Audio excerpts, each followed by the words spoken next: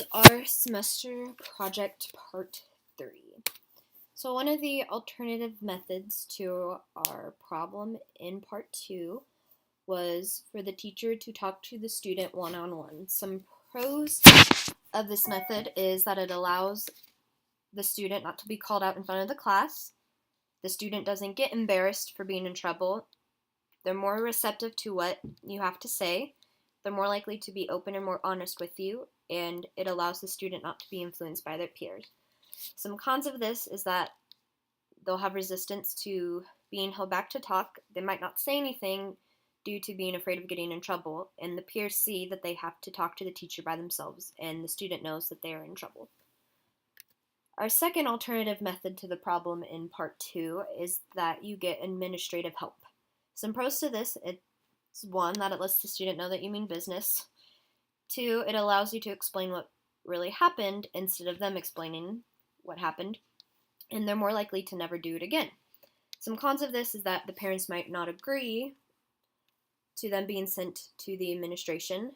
The peers know they got sent to the office, and the student acts up because they are angry because they got sent to the office.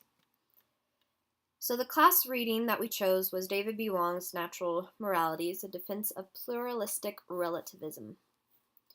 This reading talks about how everyone has a set of values and it varies from person to person.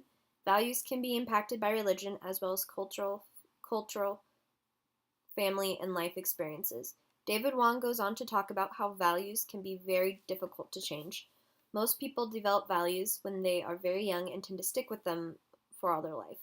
He talks about how teachers should respect the differences. Teachers should also try to incorporate each of their students' ideas in order to gain a better understanding. This applies to this class because every student comes from a different culture. Each culture has a unique set of values that are specific to them. As teachers, we cannot judge a student if their values are different from ours. Instead, we need to be willing to work with them and hear them out in order to have a better understanding of what life is like for them. The most important thing we can do as a teacher is to show our students that we care about them. The scholarly work that we chose is Teacher Education for Cultural Diversity, Enhancing the Capacity of Teacher Education Institutions to Address Diversity Issues. This article talks about how a predominantly white school teachers got prepared to teach colored students.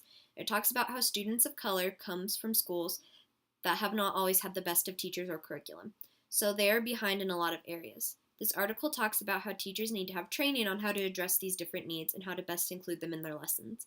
It also discusses the importance of making sure the curriculum is equal on all levels. Sometimes not all cultures are treated with the same level of criteria. Some are given the tools that they need to succeed while other schools are not. This article applies to this class because as teachers, we need to be aware of where our students are at. Students are often at different levels. As teachers, we need to make sure that we help those who are struggling to get to where they need to be. We cannot just assume that they are going to get caught up. We have to work one-on-one with them to make sure that happens. In October 1993, M. Russell Ballard gave a talk titled Equality Through Diversity. In this talk, he explains that Heavenly Father loves all of his children equally. He continues how men and women are the same, yet they have significantly different roles. He then continues that they share many of the same responsibilities. These include obeying the commandments of God, praying, and receiving personal revelation and serving their families. And Russell Ballard continues saying that we cannot judge a person based on their reaction to their trials. Everyone receives different trials that help them grow in some way or form. He then continues to talk about how we must love everyone despite our differences. We must be willing to help those who are in need of a helping hand. We must be willing to serve with an open mind and open heart. This applies to this class because as teachers, we need to teach with an open mind. We cannot judge students based on their situations in life. We must be willing to show them that we care about them and want them to succeed in life. Heavenly Father loves each of his children equally, and as teachers, we should do the same to our students. Some important factors that helped influence our new solutions to this problem were that we knew we could not act in anger. We needed to remember our role as teachers is to teach and help our classroom be a safe and friendly place. We also had to factor in the students' understanding and exposure to people who have disabilities. We also needed to factor in our own understanding of special needs.